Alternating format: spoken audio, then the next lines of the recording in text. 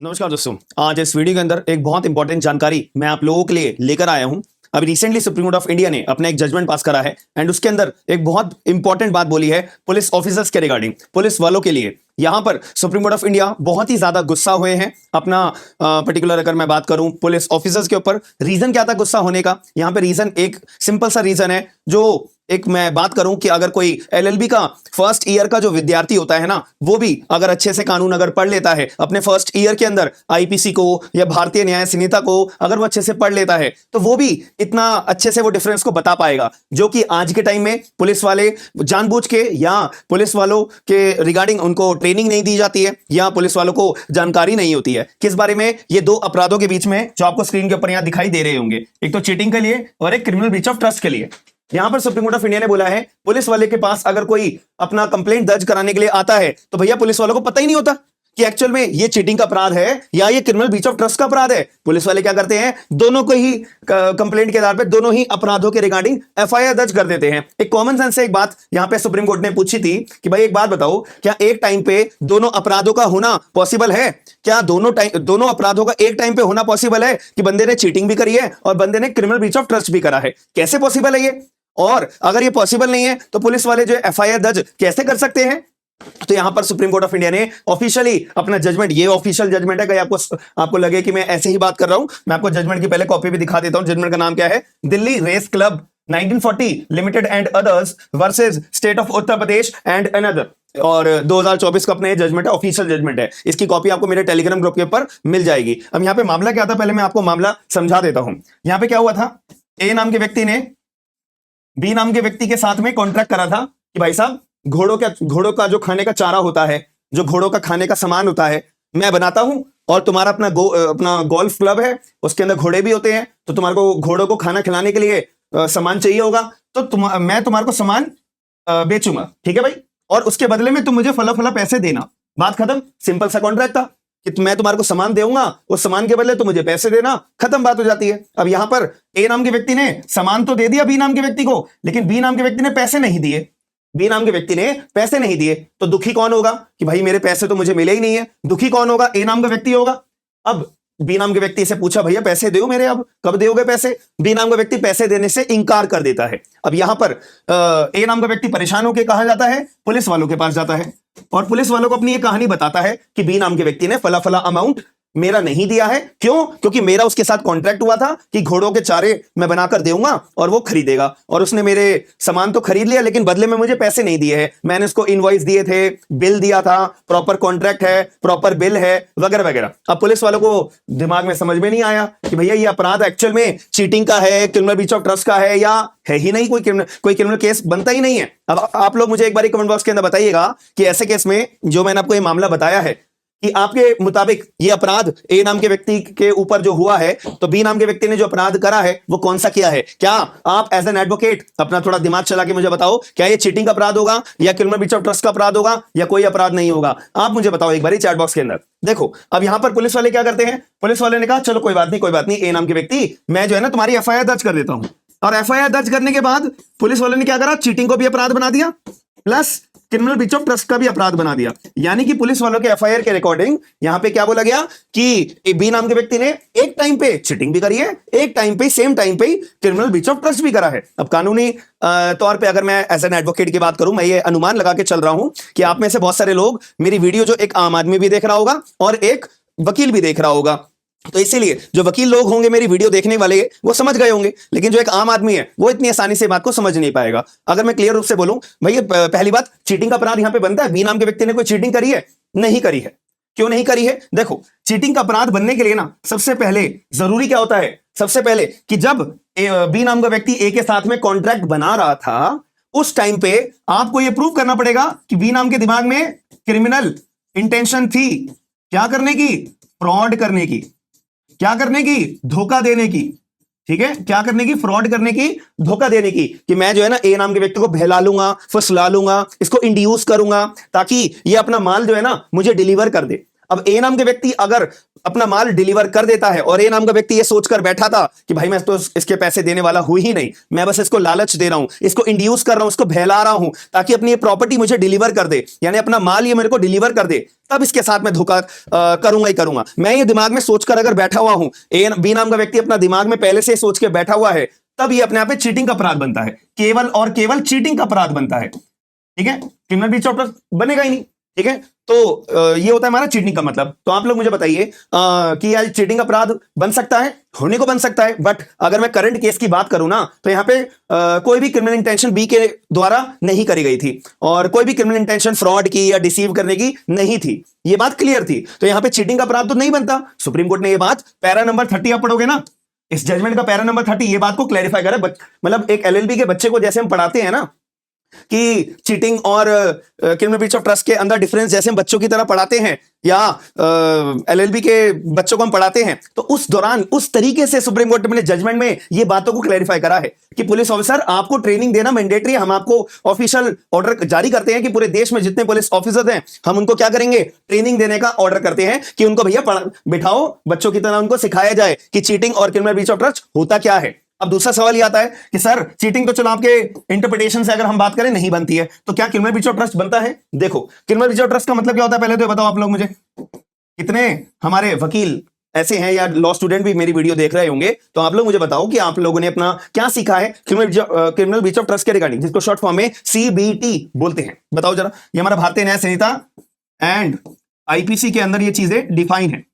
ठीक है, आईपीसी की अगर मैं बात करूं सेक्शन नंबर 415 415 से लेके 424 आईपीसी तक हमारा चीटिंग डिफाइन करा हुआ है। और अगर मैं क्रिमिनल ब्रीच ऑफ ट्रस्ट की बात करूं तो सेक्शन नंबर 405 से लेके 409 आईपीसी तक हमारा डिफाइन करा हुआ है। अब आप लोगों की जिम्मेदारी है कि आप लोग मुझे चैट बॉक्स के अंदर बताइएगा कि नए कानून के अंदर बीएनएस के अंदर ये पर्टिकुलर दोनों अपराध कहां से कहां तक, कौन से सेक्शन से कौन से सेक्शन तक डिफाइन करे हुए हैं, ये एक बार चैट बॉक्स के अंदर मुझे बताइएगा। चलो, क्रिमिनल ब्रीच ऑफ ट्रस्ट का मतलब क्या होता है कि अगर कोई भी व्यक्ति, जैसे कि मैं हूं, मैं अपना ये पेन आपको भरोसे के लिए डिलीवर करता हूं कि भाई आप ये पेन जो है ना मेरे दोस्त सी नाम के व्यक्ति को देकर आ जाना, यानी ए नाम का व्यक्ति भरोसे से अपना माल, अपना सामान किसी अन्य व्यक्ति को डिलीवर करता है भरोसे से।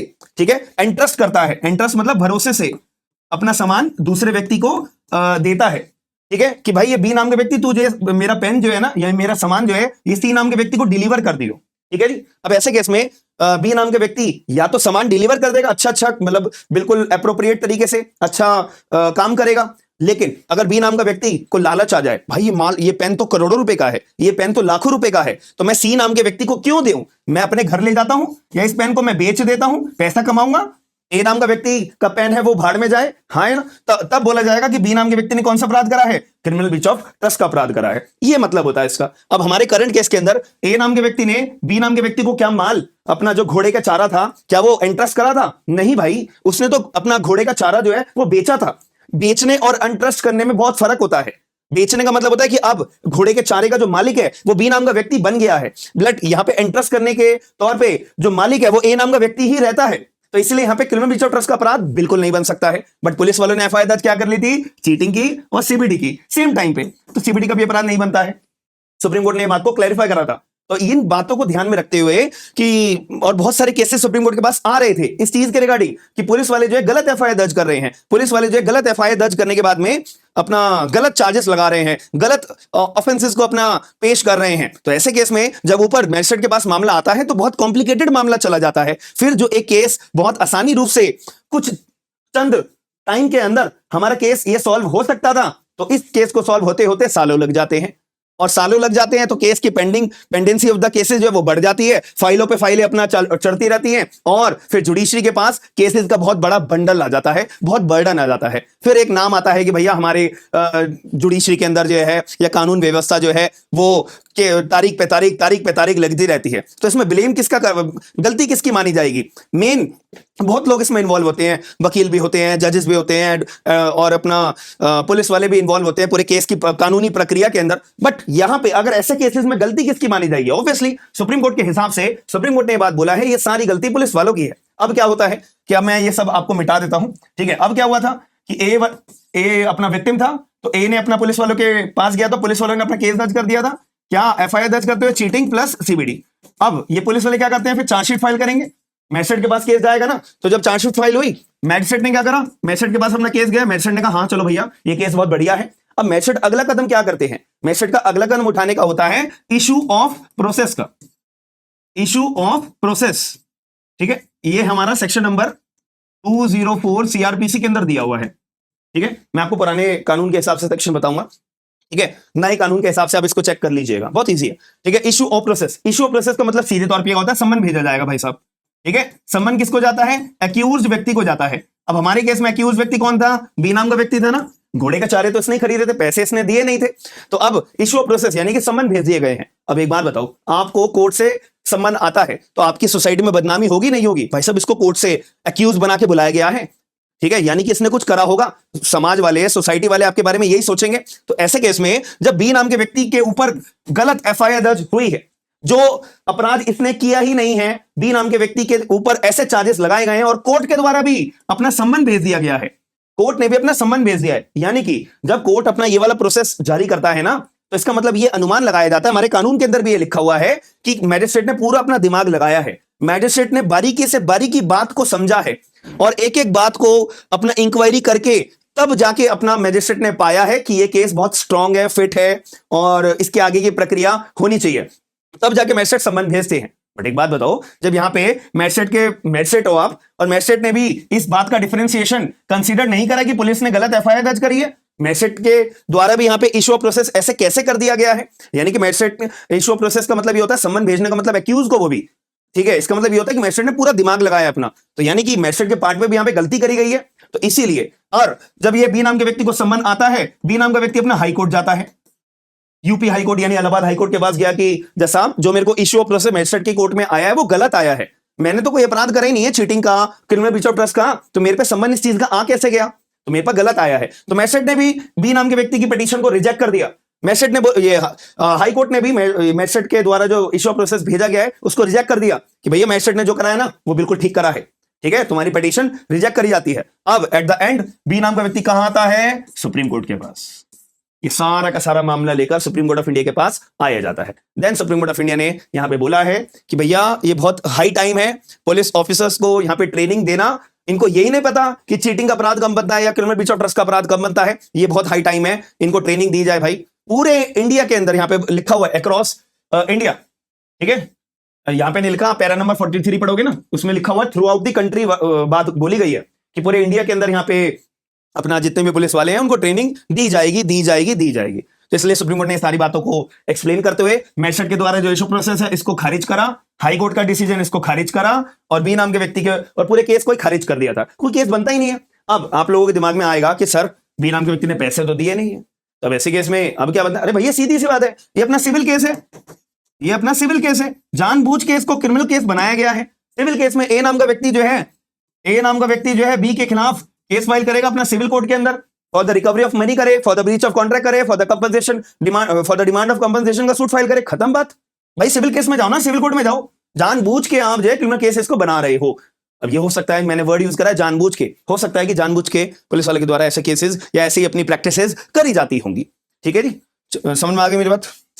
चलो जी, ये अपना जजमेंट था, ये जजमेंट की कॉपी है, ये जजमेंट की कॉपी अगर आपको चाहिए, अंडरलाइन भी करा हुआ है मैंने, अगर आपको पेज नंबर पैरा नंबर 30 आपको अगर ओपन करके मैं दिखा देता हूं अभी, ये देखिए हमारा पैरा नंबर 30 है, ठीक है जी, इसके अंदर साफ लिखा हुआ है there is a distinction between criminal breach of trust and cheating. बच्चों की तरह पूरा समझाया हुआ है कि criminal intention at the time of making, जिस टाइम कॉन्ट्रैक्ट बन रहा था, जिस टाइम स्टेटमेंट दे रहा था, इंड्यूस करा जा रहा था, वो हमारा यहां पे क्या आता है, चीटिंग के अपराध में आता है, और क्रिमिनल ब्रीच ऑफ ट्रस्ट में केवल और केवल इंटरेस्टमेंट सफिशिएंट होता है, बट यहां पे इंटरेस्टमेंट कुछ नहीं है, eight the time of making of the contract अपना फॉल्स स्टेटमेंट दी गई है, ऐसा भी कुछ नहीं है, वगैरह वगैरह, ठीक है जी। तो ये हमारा आज का अपना जजमेंट था, तो मुझे लगता है कि आपको ये सेशन पसंद आया होगा। और एक इंपॉर्टेंट जानकारी मैं आपको देना चाहूंगा कि अभी दिवाली का हमारा फेस्टिवल चल रहा है, तो उस केस में हमने आप लोगों के लिए 52% डिस्काउंट सारे के सारे बैचेस के ऊपर आपको दिया हुआ है, जिसमें कि आप अगर AAB 19 का अपना बैच ज्वाइन करना चाहते हो, या आप अगर कोई भी अपना TPA का बैच ज्वाइन करना चाहते हो, ठीक है जी, या फिर आप जो है अपना ट्रांसफर ऑफ प्रॉपर्टी एक्ट का बैच ज्वाइन करना चाहते हो, या फिर आप जो है अपना कॉन्स्टिट्यूशन का बैच ज्वाइन करना चाहते हो, या फिर आप जो है भारतीय साक्ष्य अधिनियम का बैच ज्वाइन करना चाहते हो और आने वाले टाइम में हम भारतीय नागरिक सुरक्षा संहिता का बैच लेकर आने वाले हैं, तो आप लोग अगर ज्वाइन करना चाहते हो तो ये बेस्ट टाइम है। तो आप लोग एप्लीकेशन डाउनलोड करिए, डिस्क्रिप्शन बॉक्स के अंदर लिंक्स अवेलेबल हैं। बाकी सारी डिटेल्स आप अगर टेलीग्राम ग्रुप पे हमारे ज्वाइन हो जाओगे वहां पर भी मिल जाएगी। अगर वहां पे ज्वाइन नहीं होना, डायरेक्ट हमारी एप्लीकेशन डाउनलोड करो और वहां पे आपको बैचेस मिल जाएंगे, डिस्काउंट कूपन आपको वहां पे शो हो जाएंगे 52% डिस्काउंट का। जो भी बैच आपको लगता है कि आज मेरे को इस ऑफर के टाइम पे अवेल करना है तो आप कर सकते हो। बाकी अगर कोई भी परेशानी है, कोई भी डिस्कशन है या कोई भी आपको क्वेरी है मन की, एप्लीकेशन पे आप हमें मैसेज कर सकते हो रिगार्डिंग दी कोर्सेज के रिगार्डिंग आप मेरे को वहां पे मैसेज कर सकते हो। बाकी वीडियो पसंद आई है, लाइक शेयर सब्सक्राइब जरूर करेगा। मिलते हैं नेक्स्ट वीडियो के अंदर। थैंक यू, धन्यवाद।